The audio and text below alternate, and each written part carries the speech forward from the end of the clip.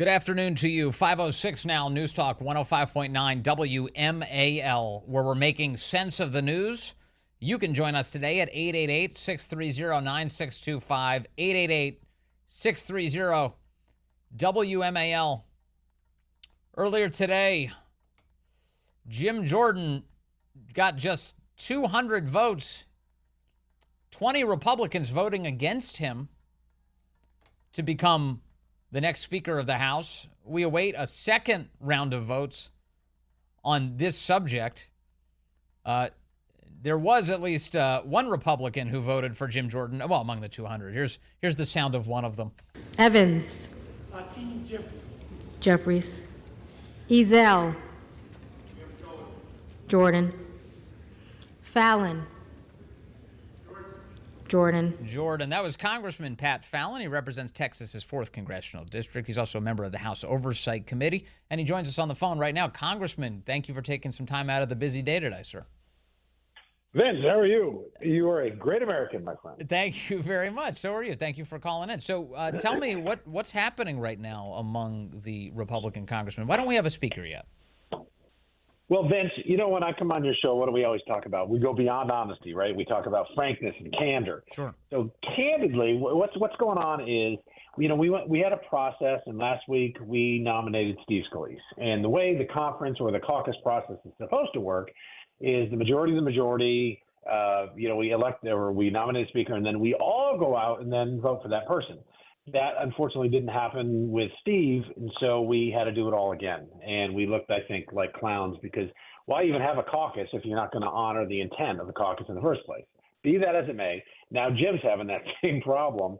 And, you know, we have a lot to, we're like herding cats, unlike the lemmings on the Democratic side. Right. We're not like felines, not like house cats now, Vince. We're like big cats on the Serengeti. Uh-huh. We do our own thing, and we roar too much, and it's hard to hurt us. But what Jim's doing now is talking to essentially the no's, the 20 or so no's, and seeing how many he can turn. And if he can get, let's say, significant progress, we might vote again.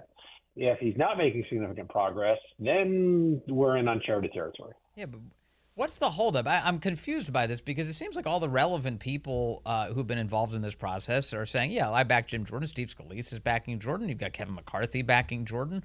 Why are the 20 holding out? Was the first vote just a statement and now they'll support him, or are we going to get a lot more drama? I think you've got, because you're talking again about the big cats, everybody's got different reasons. Yeah. Some are really upset about the way Kevin McCarthy, with just 8 Republicans and every single Democrat, voted to remove him. So the will of 95% of Republicans was not honored. And so they're mad about that. They some are not wanting to reward what they consider bad behavior, which is, we had a caucus vote last week, and it was Steve Scalise. And then some people go, well, I don't want to honor the caucus vote, which I'm a big process guy, because in Texas, we ended up with a fella that got selected essentially speaker. It was 65 Democrats and 11 Republicans. In the Texas House, there's 150 members. So that was 76. That was a majority. 65 Democrats and 11 Republicans picked a Republican speaker, who was then, of course, beholden. His power base was Democrats. That's why you have a caucus, to avoid those kind of situations. So I've always been a big believer in a majority of the majority in the caucus. So there's people that are upset about the process. I get it, but don't you think this is? But Congressman, don't you think this is like childish at this point? Because, not to cast dispersions too widely, but Jim Jordan, the guy who's up for speaker right now, after that first vote for Scalise, he said, "Yeah, not only am I supporting him, I'll give a speech on the floor in his support." Yeah, there were some folks that he said that kind of, to be honest, Vince. He said that he would do that, but then if Steve didn't get there, we'd have to go back to the drawing board. Okay. So that's kind of lukewarm support. And that's where some people are. They didn't like that part of, if Jim had just come in and said, you know what, I'm backing Steve, I encourage you all to do that, he's going to be our speaker, and then Steve fell short, I think Jim would have an easier path now. Okay. And again, we're being very candid, and this is kind of this is the inside baseball of it. Is Jim Jordan a great conservative? Yeah. Would he make a great speaker? Yes. Steve Scalise, the same thing. Yeah. I mean, Steve is an incredible friend. He's done a lot. Heck, look at all the money that Steve's raised. I think he was in like 140 districts to get us the majority. So they put in their time. But I'll tell you this. We were one vote away, one mistake away from electing Hakeem Jeffries Speaker this morning, or this afternoon. One, because one person hadn't voted yet, and we had to scramble and go on to find this person. So we're playing a very dangerous game, and we better get our act together, unite, and move forward down the road. Yeah, it sure seems like it. So we'll see what happens. You're expecting another vote tonight, correct? Yes, my guess would be that we would do that. But again, put yourself in Jim Jordan's shoes. If you're not making progress, and then what do you do? I just don't know. But if you are, it's easy. If you go from 20 no votes to then whittle it down to 12, you're getting somewhere. Remember, Kevin McCarthy started at just about this point, and 15 votes later, he'd made it. But one of the differences when McCarthy made it was that the people who were against him were making very public pronouncements about what they wanted to get to yes. It doesn't seem like we have the same circumstances with Jim Jordan. Is there behind the scenes arm twisting going on? Or the things that some of these Republicans want, maybe for their districts or in terms of their own power, that's at play? I've heard some folks, again, I'm not going to talk specifics, but, specific people, but, purple district folks that are, that want to come back. And quite frankly, we want them to come back or we're in the minority again. I do not want to ever say the words Speaker Hakeem Jeffries. Right. And they're concerned that in their districts, not in my district, my district, we win by 30 percentage points, 35 percentage points. But in their district where Biden might have actually carried it in 2020, they're concerned about the ads that'll come next October, tying, because, in some of these districts, President Trump is underwater. And they'd say Jim Jordan is tied to Trump and so-and-so is tied to Jim Jordan, and then have a picture. I can kind of see the ad already in your head, running the three of them, and as Democrats often do. And I think they have that concern as well. I don't know how you address that concern, quite frankly, because, those districts are different.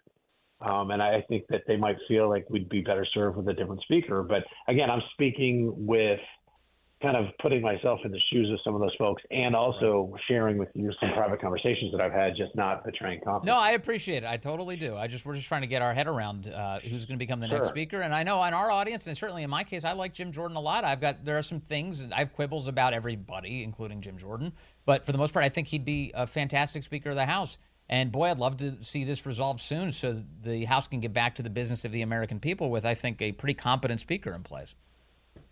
Yeah, no, Jim's done a lot for me personally, too. I mean, I think he's been a great mentor. And certainly he's not only experienced, but he really knows the issues. And he understands politics, too. I mean, that's part of what we do. Right. We can understand policy all day long. You don't understand the politics, you're not going to do anybody any good because you're not going to get reelected. Yep. And he's very generous with his time, and he goes to a lot of districts to help members raise money, because that's unfortunately the lifeblood of this field that we're in, this vocation, this sickness. Is it a sickness instead of an illness?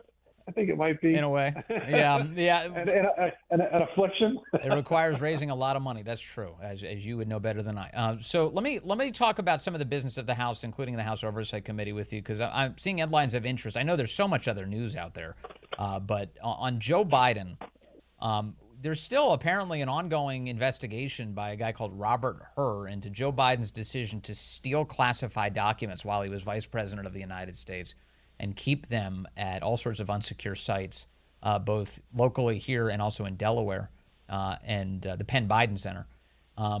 Now we find out that the House Oversight Committee is asking for information about to what extent that classified information was involving countries where Hunter Biden was making a tremendous amount of money. Can you give us the latest here on what we know? Yeah, it's really interesting, right? I mean, when you're a president of the United States and you retain classified documents, and certainly some, you have to store them in a certain way, or you have the power and authority to declassify. The vice president does not, and you don't as a U.S. senator. In fact, when we go in and handle classified documents, we're in what's called a SCIF. It's a secure location. I don't leave with those documents. I can't take electronics into the SCIF, and I certainly can't take anything out of the SCIF, unlike Sandy Berger, who stuffs them down his socks and somehow avoids jail time. So in Joe Biden's case, we know that his son is, the Biden family, I think the son was the bag man for Joe, and Joe is benefiting, $30 million that we can prove right now. That number grows seemingly every week, and certainly every time we have a subpoena. I think we've subpoenaed at 8 now that Chairman Comer told me, and all 8 times, wouldn't you know it, we find more money that was paid to the Bidens by foreign governments. So what we want to see is, are any of these sensitive documents that have been retained, are they related to, for instance, Russia, China, Romania, Ukraine, Kazakhstan? And why did 5 current and former White House employees, and a DOD employee and 2 of his personal attorneys, why were they tasked with obtaining quote unquote personal documents they're outside the scope of the Presidential Records Act? Mm-hmm. Yeah.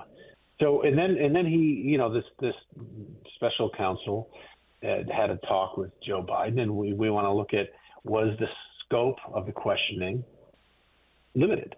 What did it preclude certain lines of inquiry, emails, texts, witness statements, that kind of thing? And I really want to understand why these government employees were tasked with essentially finding personal documents. It's strange, and it's a head scratcher. Yes, indeed. So on Robert Hur, the special counsel, the White House says that they were engaged in 2 days of questioning. It was a Sunday and a Monday, and this would have been last week, Sunday, Monday, where Joe Biden was questioned over the course of 2 days by Robert Hur involving these documents that he stole. That seems like a lot of questioning. It seems like the kind of thing, if just from the outside, just based on what little we know, it strikes me that Robert Hur had a lot to go over with Joe Biden and perhaps wasn't exactly writing this off as nothing. Right. And so was he able to ask any questions that he wanted? Was there, was it carte blanche? We'd like to see a copy of the reports, and the agent's notes from this interview. We want to see the same from any interviews, if they were conducted, of like a Dana Remus and other people that were working for Biden and dealing with these documents. We want to list the countries that are named in any of the documents that have the classified markings that were recovered from, whether it's the Penn Center or his residence or, his garage.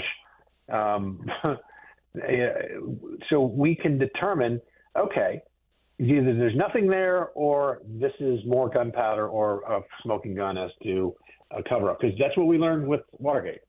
Sure. Crime is one thing. The cover-up is always worse. And finally, and you mentioned some of the names that are involved here, but that a former aide for President Joe Biden, who was involved in handling some of these classified documents, was actually recommended to the job by Hunter Biden. Her name is Kathy Chung. She's a Department of Defense staffer and a former assistant to then Vice President Biden. She handled the classified documents at the Penn Biden Center. And she was, according to the emails found on Hunter Biden's laptop, recommended to become his father's executive assistant back in spring of 2012. So that seems deeply concerning as well, that, if we're looking at a connection between Hunter Biden and these classified documents, one of the people that he recommended for a gig with Joe was the one who handled these docs. No, that's exactly it. Where do her loyalties lie? Are they with Hunter? Are they with the United States? Are they with the Biden family syndicate?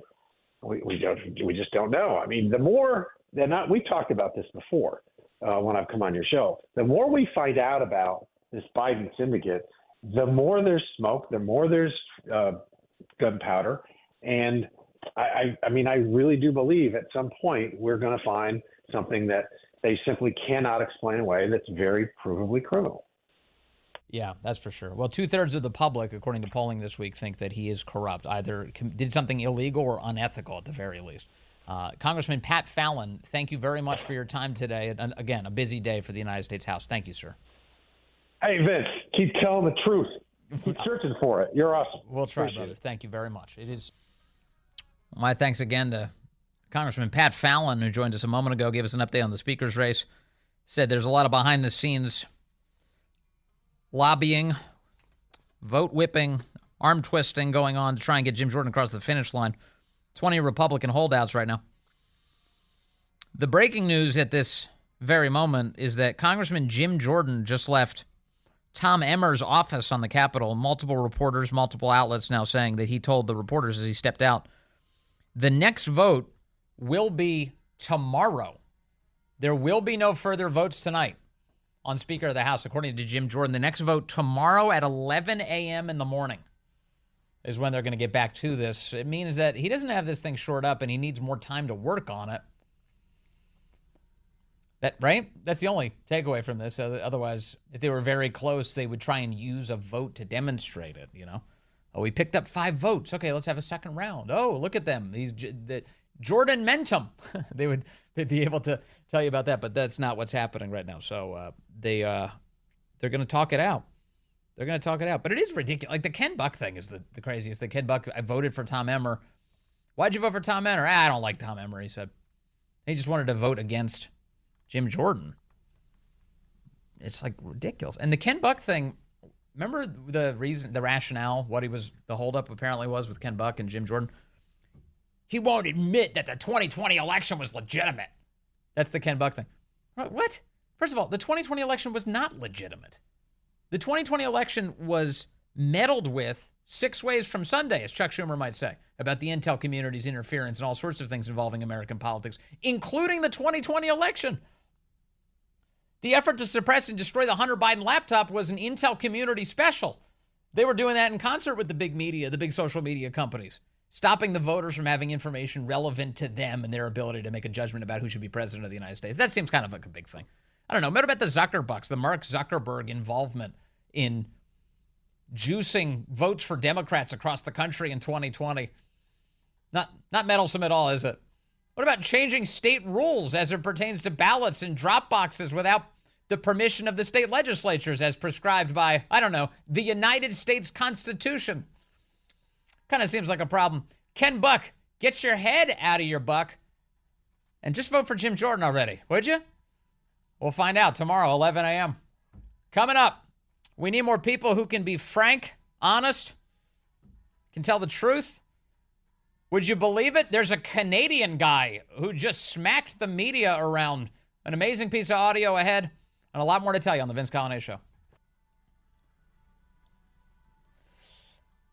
Good afternoon to you. 534 here, News Talk 105.9 WMAL, where we're making sense of the news. You can join us today, 888-630-9625, 888-630-WMAL. A lot of news today, as always.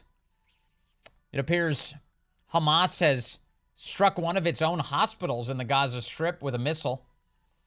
Initially blamed Israel. The media did that in unison today over the course of about an hour. It's Israel's fault. It's Israel's fault. The World Health Organization condemning Israel. Everybody condemning Israel. And then it came out about an hour later. The IDF reported, no, we didn't. In fact, that was a rocket fired by Hamas. A lot of Orwellian editing going on right now across all of these various news outlets. Also, the update on the Jim Jordan speaker race is there will be a second vote tomorrow at 11 a.m. In other words, they're taking an extended pause to kind of sort things out and see if they can get more support for Jim Jordan. 20 Republicans are no's as of this hour, and as according to that first vote they took just a couple hours ago. So right now, no Speaker of the House. Still, Donna's in Frederick. She wants to weigh in on that. Line 5. Donna, good afternoon. You're on the Vince Coglianese Show. Hi, good afternoon, Vince. I just wanted to say, I'm sure people are thinking like I am. They're paying very close attention to the speaker's vote, and they're paying very close attention to who the rhinos actually are. So when they're horse trading behind closed doors, it unnerves people. And I'm one of those people who's unnerved by that. It's like I want to say get on with it. But then on the other hand, the other side of that coin is, well, maybe we'd be better off if we don't have a speaker for a while so that they can't put a CR through right around Christmas and Thanksgiving and then use it to fund the fraudulent election, which I think is likely going to happen. And it's just the same old by the same old politicians. And I think we deserve better. Well, yeah. And they need to think about us. It's we the people. It's not we the Congress. All right. And Donna, you know what? Democrats or Republicans. What bugs me, and I said it to the Congressman a second ago, I was like, it seems so childish to me that they can't just get their ducks in a row and support the guy and then put him through. Yep. And then, if you don't like him as speaker, hey, next time you have a chance, elect a new speaker. That's fine. But right now, you've got 20 holdouts. And I could read their names. I don't have to read all of them. Don Bacon, Ken Buck is holding out. Tony Gonzalez, Kay Granger, Carlos Jimenez, on and on. The list goes on. There's 20 of them. And a lot of these guys are like, They were angry at Matt Gaetz and the Republicans who used the power that they were able to secure to remove the Speaker of the House, Kevin McCarthy. They're angry at them. That's so childish. That's so stupid. You are terrorists and all the stuff that they were saying about them. Okay, fine. But if you're going to accuse Matt Gaetz of being a clown, then why are you setting up a circus tent right now?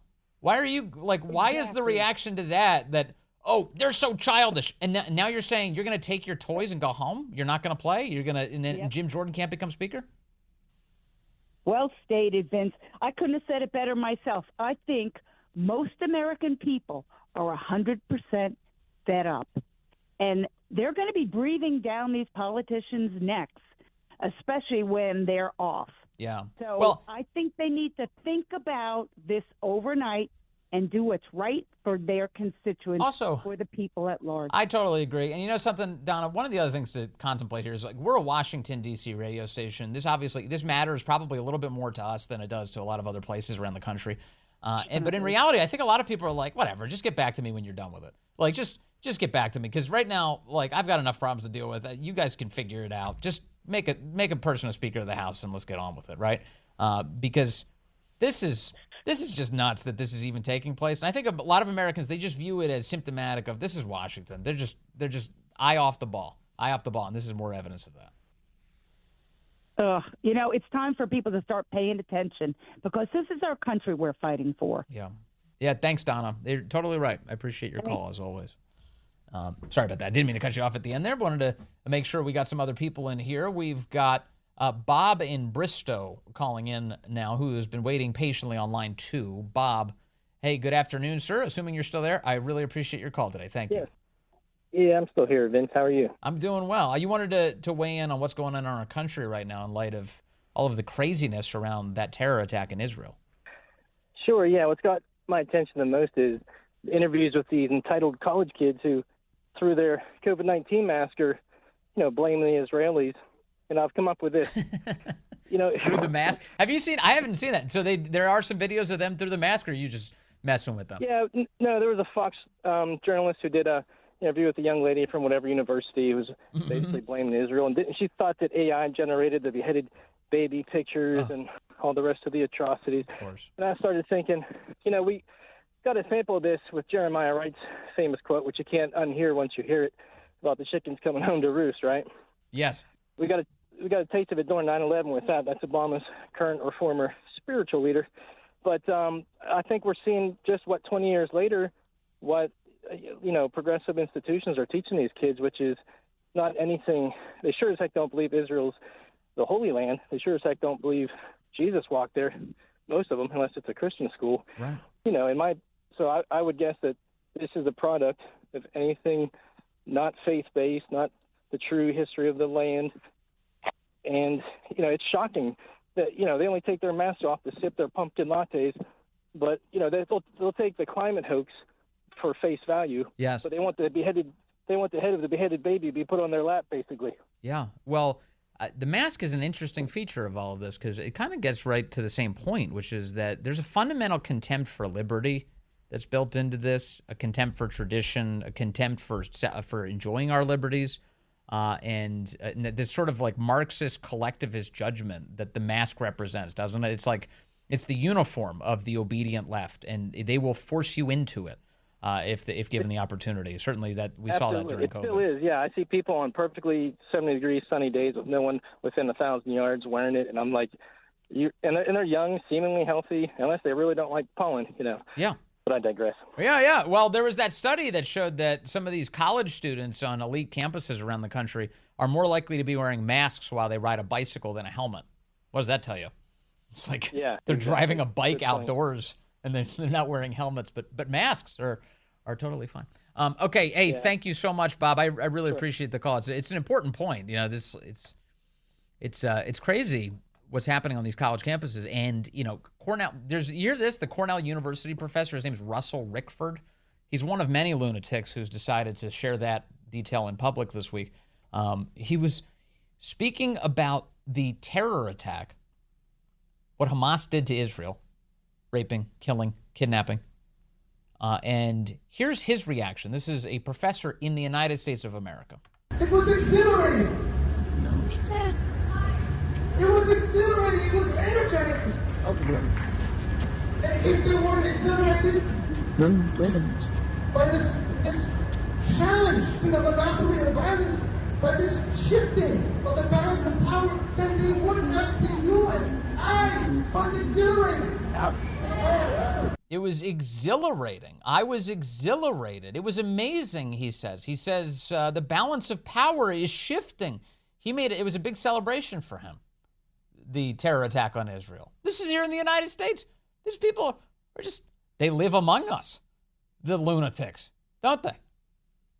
So, we talk a lot about not being able to vet the people who are coming from outside of our country. What about the people who are inside of it? In other words, we've got enough of a problem on our hands already. We've got people who are cheering on terrorism. Cornell University professor Russell Rickford apparently thinks that's a normal position to have. I was exhilarated, he said, as he saw women raped and children stabbed and kidnapped. That's kind of crazy, isn't it?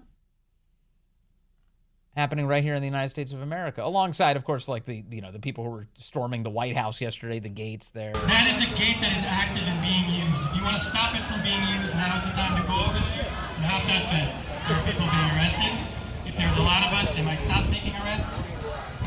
If you are someone who is here to practice civil disobedience, now's the time to do it because people are overwhelm them. They can't arrest all of us. Crash the gates at the White House. Blockade the federal government. Of course, no jail time will be served in solitary confinement for any of these lunatics. Out here with If Not Now, who's decided to block all the entrances and exits to the White House. Yeah, and they just do this because they know they'll be fine, because the administration is going to protect them. Joe Biden is on their side. Speaking of people coming from outside the country into our country, there's apparently a debate in Washington over whether or not we should be opening the doors to the population of Gaza.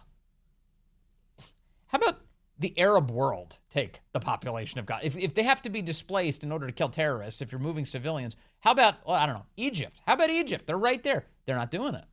Well, if Egypt won't take them, why are we supposed to take them? Why are they supposed to fly? Is that how every crisis goes?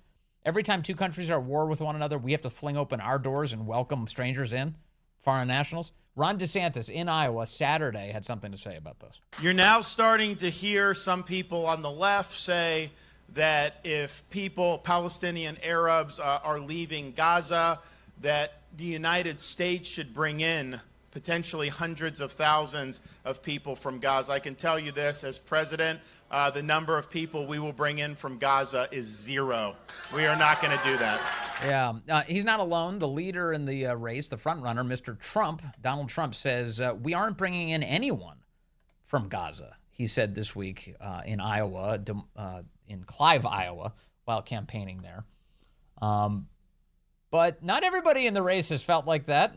Apparently, Nikki Haley, here she is Saturday with Jake Tapper, and here's what she said. You have to realize that whether we're talking about Gazans and Palestinians, all of them don't. You've got half of them at the time that I was there didn't want to be under Hamas's rule. They didn't want to have terrorists overseeing them. They knew that they were living a terrible life because of Hamas. You had the other half that supported Hamas and wanted to be a part of that. We see that with Iran, too. The Iranian people don't want to be under that Iranian regime. They don't. We saw what happened to Mahsa Amini. We saw how they treat them. There are so many of these people who want to be free from this terrorist rule. They want to be free from all of that. And America's always been sympathetic to the fact that you can separate civilians from terrorists. And that's what we have to do.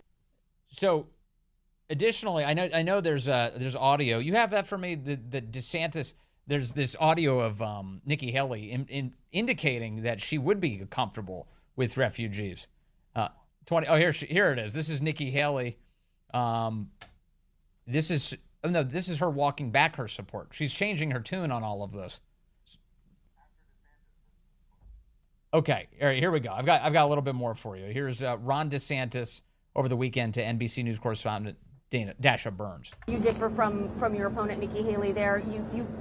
I'm willing to speak the truth. She's trying to be politically correct. She's trying to please the media and people on the left.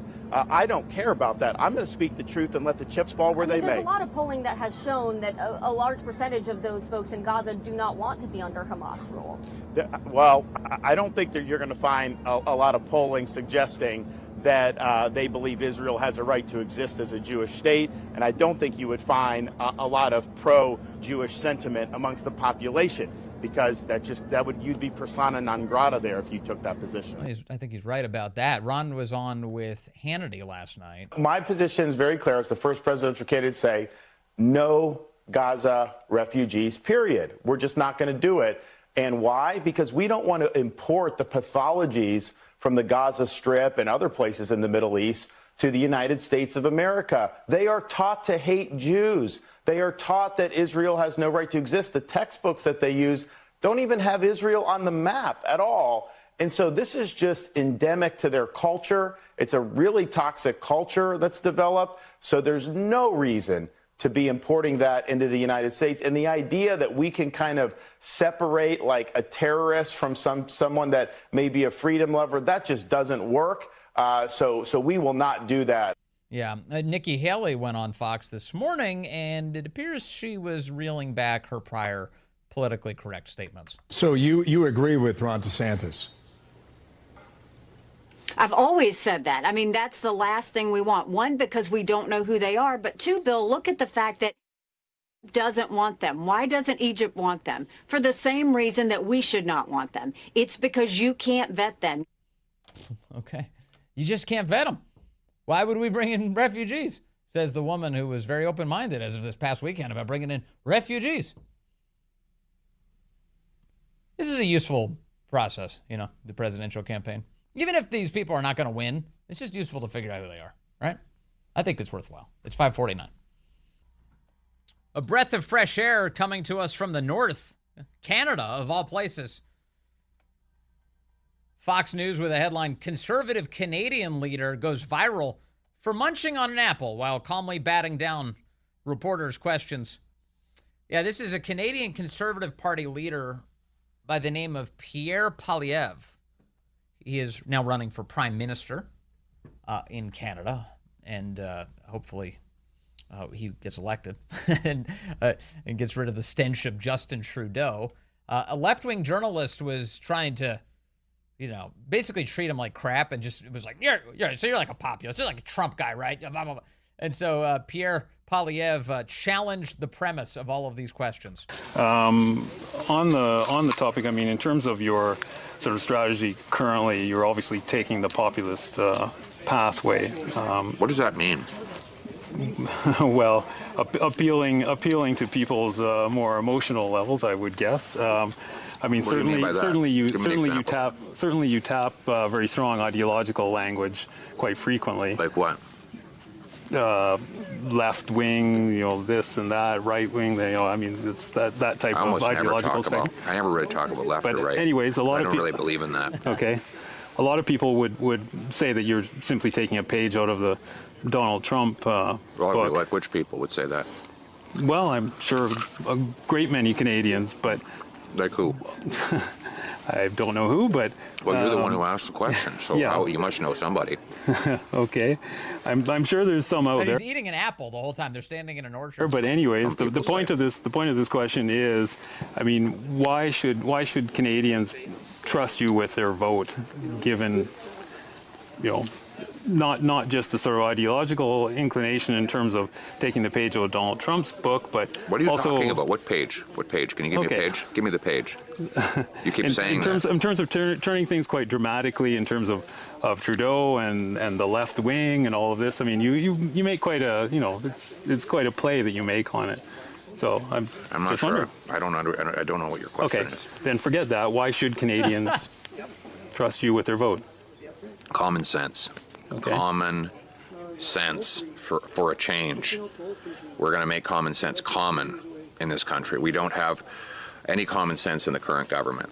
The guy prints $600 billion, grows our money supply by 32% in 3 years. That's growing the money 8 times faster than the economy. That sounds like common sense. Good for him. American politicians could take a page out of his book. How about that? Never knew I'd be inspired by Canada. The great one, Mark Levin, up next here on WMAL.